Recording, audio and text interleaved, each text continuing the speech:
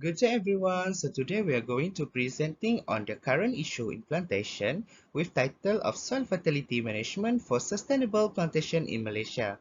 This slide presentation is prepared for Dr. Nur Mazatul Idayu Otman.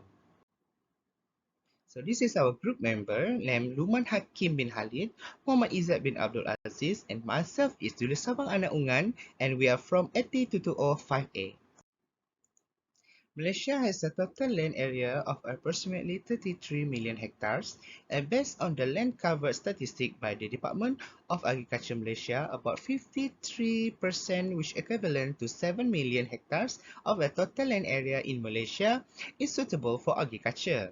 But there are also the land area that are unsuitable for agriculture, and this includes the breeze, tin tailing, peat, acid sulfate, and also a steep land.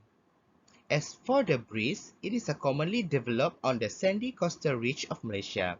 Tintaling, a heterogeneous soil resulting from waste deposit from mining activity that have no profile development and are classified as anti-soil.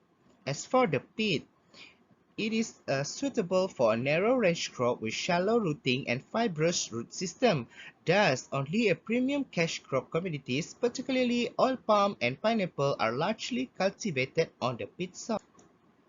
Acid sulfate is a type of soil that only found along the coastal areas of the country. Under natural conditions, acid sulfate soil are subjected to tidal influence and are frequently inundated by seawater.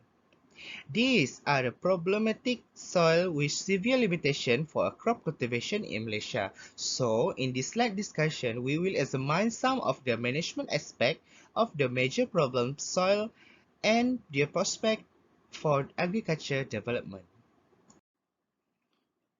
So the problem on marginal soil, the first is breeze and thin tailing. The breeze and thin tailing soil are rather similar because their soil texture is sand, though the thin tailing soil have a wider range of pH. Due to the sand texture, breeze and thin tailing soil are infertile with low water holding capacity and are subject to high nutrient leaching. And the next is peat soil. Generally, the selection of crop from cultivation on the peat soil is limited by low nutrient content, high acidity, high water table, and poor root anchorage. Once a peat soil is drained, the upper soil layer oxidizes and slowly decomposes, resulting in peat shrinkage and surface subsidence. And the next is acid sulfate soil. The limitation of acid sulfate soil with underlying Prey mineral for agriculture in Malaysia are well documented. These include very low pH, aluminum toxicity, nutrient deficiency, susceptibility to flooding, and the adverse effect of excessive drainage. And the last but not least is steep land. The problem of erosion and excessive runoff usually begin at the stage of land clearing. In 2021, a massive and disastrous mud flood and landslide occurred in the state of Kedah Peninsula, Malaysia. In Malaysia, vegetables are mostly grown on the steep slope in Cameron Highland, and in the past, still occupied about 1/3 of the total storage capacity of the reservoir, and the lifespan was reduced by half. And the problem of soil erosion is compounded by the fact that the fallow period is rapidly decreased, in some cases to less than 3 years. So how do we manage these soils and lands? So basically, it depends on the condition of the soil itself. For example, in low pH conditions such as the BRS and acid sulfates land, we can apply organic matter and also do liming in order to neutralize the soil pH levels. For low water content areas, we can do mulching and also apply organic matter, as these two can help in retaining the moisture of the soil. As for water lodging problem, for example, which is prevalent in the peat soils, we can do proper drainage, and also we can compact the peat soil, which is the peat soil compaction, which basically makes the soil clump and more compact, which prevents any water from accumulating and staying there.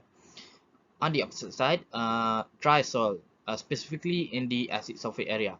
So how do we combat this? Basically by allowing the waterlogging process, which is we allow the seawater to go through the drainage and enter the land during the high tides.